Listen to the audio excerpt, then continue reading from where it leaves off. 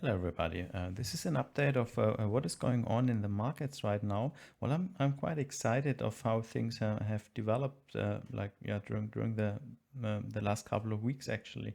So let's have a look here at silver.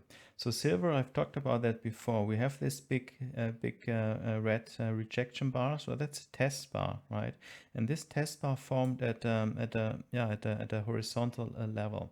So well, it's not a standard type of gecko, right? We can see it as well on the quarterly. It's well, there is a base with a lot of touches, and there's quite good compression to the base. So there's here this test bar as well. We can see it on the quarterly. It's not the typical one, but I actually like to assume that this is a gecko. And well, what we see here on the monthly is, well, the current month has actually rebroken that big rejection. So just check out here. So it went from 17, well, nearly $18 the ounce. It went down to 11, well, to 12. Well, that's a huge sell-off. And that's kind of an exhaustion move to the bottom. That's nothing else than what a test bar is, right? It's an excitable price action event. And what we see here is that this has rebroken. So that's a failed test bar, an FTB. And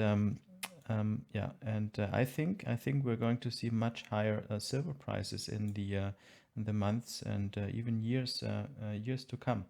Why? Well, we've got a lot of stop run levels here aligned, right? Here and as well on the quarterly. Well, the last stop run is the 50. So if this actually materializes, well, price could go well beyond the $50 level. So it's rather towards the 100 level. So in considering a target like at around 100, well, this stop, let's say you get in long here with a stop obviously at this test bar failure low. If you get long here, well, the stop is still very, very small, right? So we see very strong price development upwards with a strong momentum. We have patterns forming here on the 240. So these are trend continuation patterns. And this pattern has just broken higher. So it's very, very bullish what we're seeing here. And as well here on the weekly chart, well, we see these stop run levels aligned as well.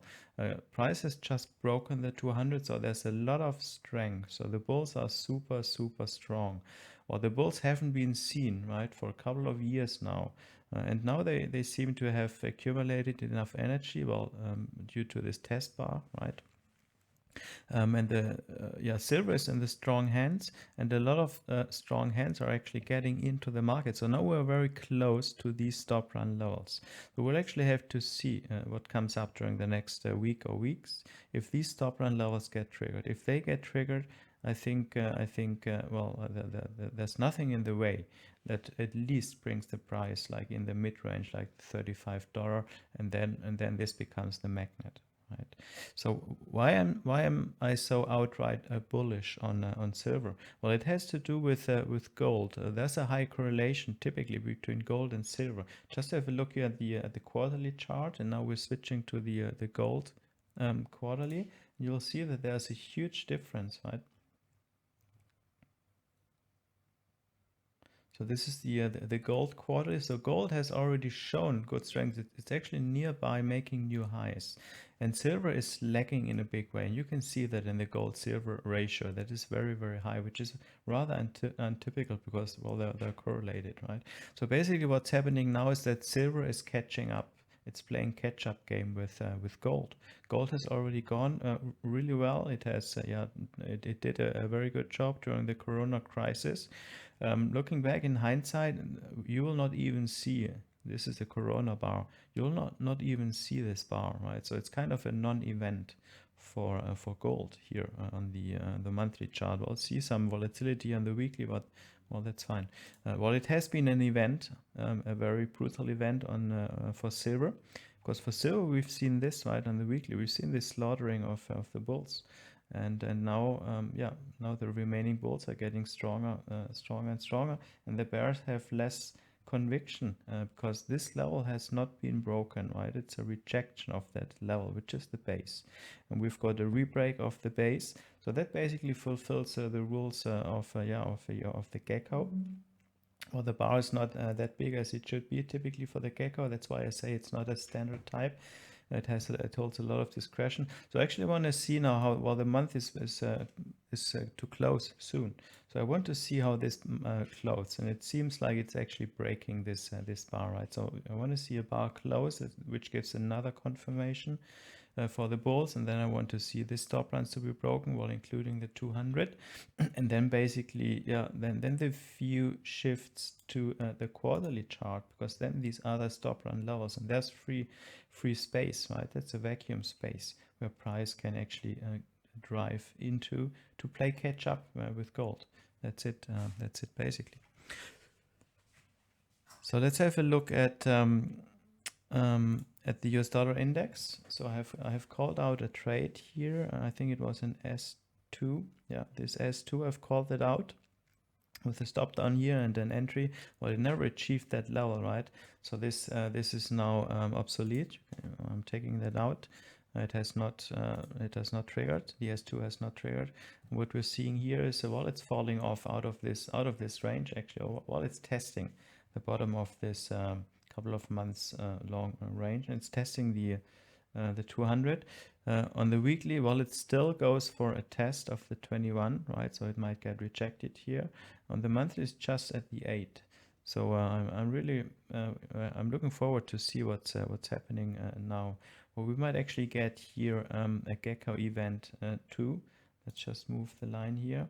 So we've got a base, right? It's not a very good base because it's not precise on the line, but this goes for a base too. If we see a nice rejection here on the daily, a test bar, well, obviously we tested 21 really nicely. This is I would call this is a super trend, well, with some discretion, because the bars are not, well, the space is not particularly big, but I would, yeah, I would like to trade that because I'm bullish on dollar. Anyway, so let's have a look here at the Nasdaq. Something interesting is setting up here too. So the Nasdaq is the strongest of the US equity. So when I think about going long US equity, well, I first think about the Nasdaq because it's the first in the row. So it's actually it's very close to make a new high above the last Corona high, right?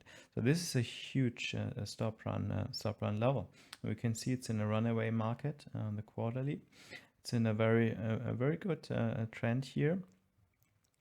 It's kind of yeah.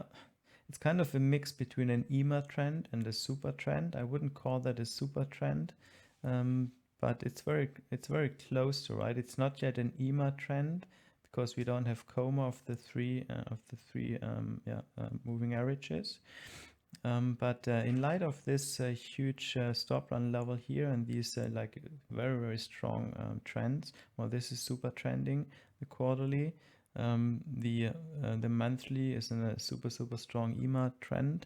So I'm seeing here, let's say this the daily. Let's just assume this is in a trend. This is the high frame. So this then would be the low frame, and I'm seeing here an S2, a turtle pattern that I like. Just in having in the back of my head that we might actually break this last high. This high here on the weekly. So let's have a look. If this is the gecko, well, this is a test bar, right? That's pretty nice on the 60-minute. It's good enough. It's testing not only the angular test line, it's testing as well the 200, and there's a clear prayer swing high, a dominant. This one we can even see it better on the 15-minute. So I'm picking this one as the prayer high. The stop is very nicely protected here, having a look at the 15-minute. So it's below all these lows. It's a quadruple low, these four lows. So the stop is very nicely protected. The stop is relatively tight. We've got a clear entry line here. The mid frame nicely tests the 21. We have got this, we've got another rejection bar here, a test bar. And I might give it a try to actually trade this S2 pattern with a very tight stop and playing the stop run move here on the daily or on the weekly. Which if that happens, well, we get a big weekly bar, a big green weekly bar, and that might even continue. I mean, we've seen it in Palladium; it just continued forever. Basically the uptrend. So we might actually see here an acceleration in price for the Nasdaq. I'm not sure about the others. I don't see the patterns. I don't see the trends that much. So this is a bit risky because we don't have confirmation from the other US equities contracts. But yeah, looks good.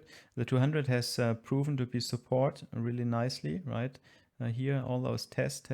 Now we've got another test. And it fulfills the rules for the gecko. It's pretty harmonic.